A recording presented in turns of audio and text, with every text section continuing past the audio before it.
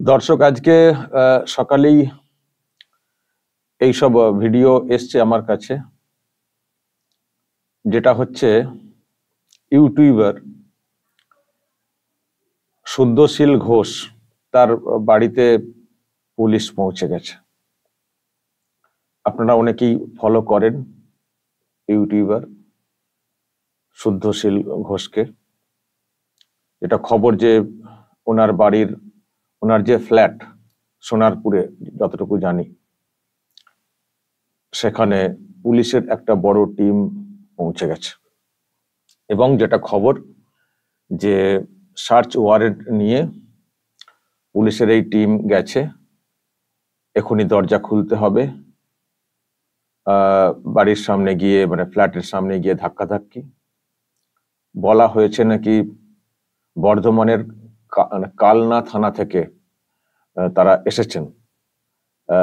শুদ্ধশীলের নামে কেস রয়েছে, বাড়িতে সার্চ করতে হবে এবং শুদ্ধশীল ঘোষকে জেরা করতে হবে, এই সব বলা হচ্ছে বাইরে থেকে। আমি যখন এই ভিডিও তৈরি করছি, মানে এখনো পর্যন্ত দরজা খোলেননি শুদ্ধশীলের পরিবার। তারা যেটা বলার চেষ্টা করছেন যে কি কেস না কেস আমরা জানি না, বুঝি না, সার্চ ওয়ারেন্ট নিয়ে চলে এসছেন, এটা তো হতে পারে না। তো আমার মনে হয় ওনাদের আইনজীবীর জন্য ওনারা ওয়েট করছেন, মানে শুদ্ধশীলের আইনজীবী ওনার জন্য মনে হয় ওয়েট করছেন।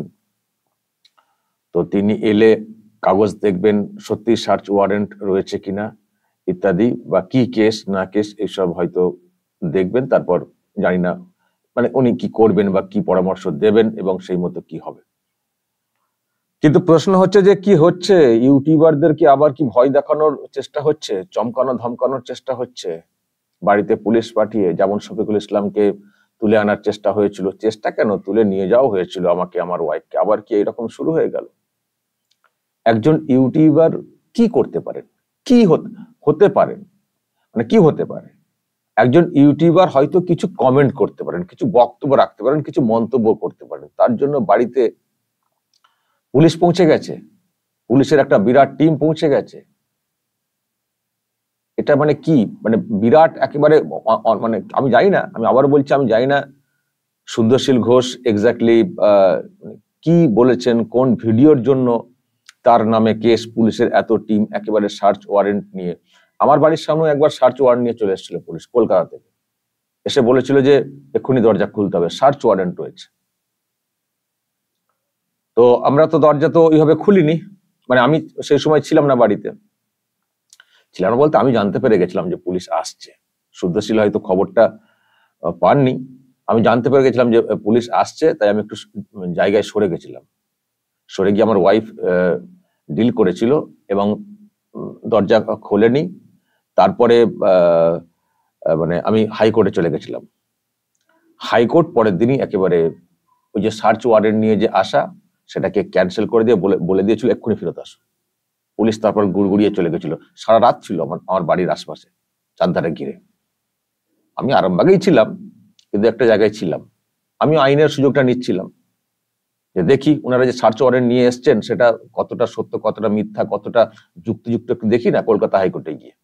কলকাতা হাইকোর্টের সামনে যখন তুলে ধরা হলো, কলকাতা হাইকোর্ট বললো কি করতে সার্চ ওয়ারেন্ট নিয়ে ওখানে গেছেন, একেবারে ওখান থেকে মানে তাড়াতাড়ি চলে আসুন, কোনো সার্চ ওয়ারেন্ট নাই, কোনো ভিতরে ঢুকতে পারবেন না। জাস্টিস রাজাশেখর মান্থা সম্ভবত উনি করেছিলেন, ডিরেকশন দিয়েছিলেন। তো সুতরাং যাই হোক, এরকম চেষ্টা হয়েছে আমার ক্ষেত্রে, মানে ওইগুলো হয়েছে। তার আগে তো ধরা হয়েছে, আমি তো 2 বার জেলে ছিলাম, 2 বার। এখনো চেষ্টা হচ্ছে, এখনো কেস হচ্ছে, নোটিশ পাঠানো হচ্ছে, মাঝে মধ্যে নোটিশ চলে আসে বাড়ির সামনে। আমি আবার হাইকোর্টে যাই, হাইকোর্ট থেকে রক্ষা কবচ দিয়ে দেয়, দেবই তো। আমরা তো ওই কয়লা পাচার, গরু পাচার বা ওই তথ্য প্রমাণ লোপাট এইসবের তো কাণ্ডে জড়িত না।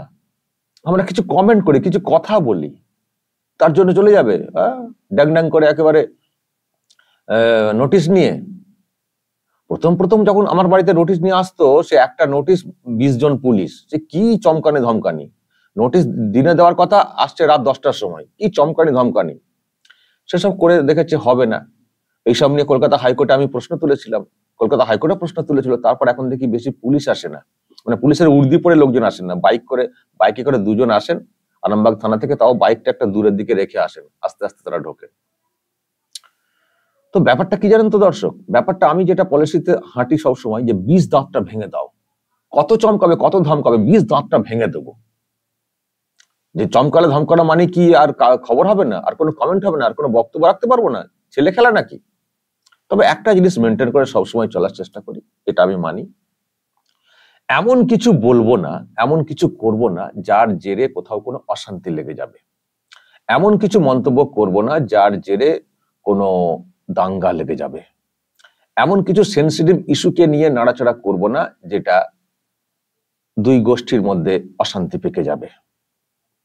এমন কিছু করব না যেটা ইচ্ছাকৃত হবে কোনো মানুষের মানহানি হবে, যদি ডকুমেন্ট না থাকে আমার হাতে। এইগুলো মেনে চলার চেষ্টা করি।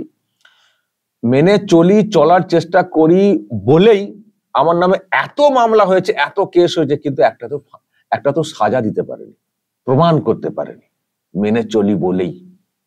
দীর্ঘদিন তো কাজ করছি, 21 বছর বয়স থেকে মিডিয়াতে আছি।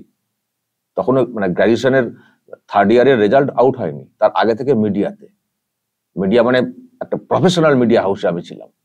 খবর এখন খাস খবর যাদের হাতে, মানে যার হাতে খাস খবর তৈরি হয়েছিল, অভিজিৎ দাশগুপ্ত, তার হাউস খবর এখন, সেখানে ছিলাম।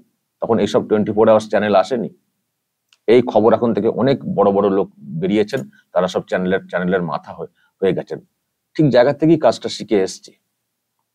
যদিও এখন কাজের ধারা পাল্টে গেছে, এখন কাজের ব্যাকরণ পাল্টে গেছে, আমাদেরকেও সেইভাবে স্রোতে ভাসতে হচ্ছে, কিন্তু বেসিক জায়গাগুলো তো আমরা জানি। এখন আমরা যেভাবে কাজ করি, এগুলো আবার মিডিয়ার যেভাবে কাজটা শুরু হয়েছিল সেই ব্যাকরণ না, কিন্তু এখন অনেক পাল্টে গেছে।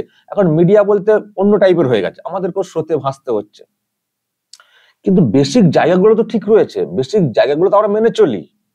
কি করা উচিত, কি করা উচিত না, কতটা বলা উচিত, কতটা বলা উচিত না, আইনের ফাঁক ফোকর, মানে আইনকে বাঁচিয়ে চলতে হবে, সেটা চলি বলি আমাদেরকে আজ পর্যন্ত মানে ওই মিথ্যা কেস দিয়েছে, ডাকাডাকি করেছে, ভুয়ো কেস দিয়ে জেলবন্দি করেছে, কিন্তু আটকে রাখতে পারেনি, মানে সাজা দিতে পারেনি।